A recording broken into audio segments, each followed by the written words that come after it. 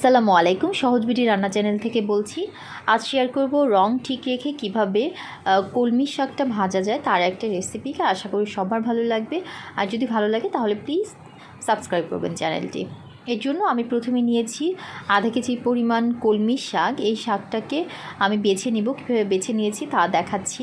কলমি শাকে অ্যাকচুয়ালি ফেলে দেওয়ার মতো তেমন কিছু নাই, শুধু পোকা খাওয়া পাতা আর ডাঁটার যে অংশটা একটু শক্ত থাকবে। আপনারা দেখতেই পাচ্ছেন আমি একটা মুঠের ভেতরে নিচ্ছি আর এভাবে ছিঁড়ে নিচ্ছি পাতাগুলো। তারপরে ডাঁটা যে নরম অংশ যতটুকু থাকে ততটুকু নিতে হবে, আর বাকি যে একটু শক্ত থাকে ওইটা ফেলে দিতে হবে।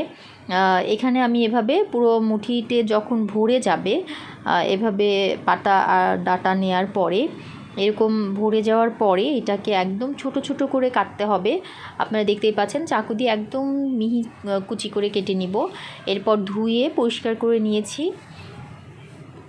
তারপর ভাজির জন্য যে মশলাগুলো নিয়েছি 3টা পেঁয়াজ কুচি একটু বড় সাইজের, একটা রসুন কুচি একটু বড় সাইজের, আর নিয়েছি 3টা লাল মরিচ, শুকনো মরিচ, আর স্বাদমতো লবণ, আর 8টা কাঁচা মরিচ। একটু ঝাল বেশি হলে ভালো লাগে এই শাক ভাজিটাতে। আর আমি ভাজিটা করব সরিষার তেল দিয়ে। এরপরে আমি সরিষার তেল প্রথমে দিয়ে নিব।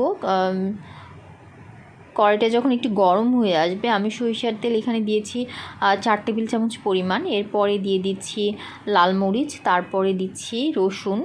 হালকা একটু নেড়ে চেড়ে নিয়ে পেঁয়াজটা দিয়ে দিব। পেঁয়াজটা দেওয়ার পরও একটু নেড়ে চেড়ে নিব পেঁয়াজ, রসুন আর মরিচটা। কিন্তু এইটাকে খুব বেশি লাল করা যাবে না। এই শাক ভাজিতে পেঁয়াজটা একটু কাঁচা কাঁচা থাকলেই আমার কাছে ভালো লাগে। খুব বেশি মানে লাল লাল হয়ে গেলে ওটা খেতে ভালো লাগে না। এরপরে আমি দিয়ে দিচ্ছি কাঁচামরিচগুলো। তারপরে আমি শাকটা দিয়ে দিচ্ছি। শাকটাকে সবুজ রাখতে হলে প্রথমে যেটা করতে হবে সেটা হলো ঢাকনা দেওয়া যাবে না। ঢাকনা না দিয়ে শাকটাকে ভাজতে হবে।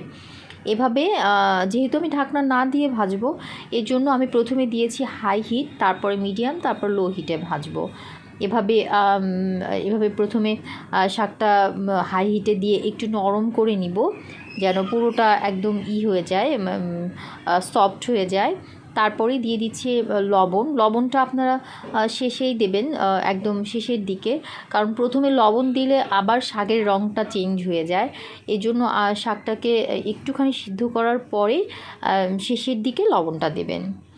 একদম সবুজ রং ঠিক রাখবেন তার মানে এই না যে একদম কাঁচা কাঁচা করতে হবে। এটাকে খুব ভালো করে ভাজতে হবে যেন ভাজিটা নরম হয়ে যায়, বাট রংটা ঠিক থাকে। ঢাকনা না দিলেই রংটা ঠিকই থাকবে। এই তো রেডি হয়ে গেল আমার ভাজি। আশা করি সবার ভালো লেগেছে। আপনারা সবাই ভালো থাকবেন, আমার জন্য দোয়া করবেন। ধন্যবাদ।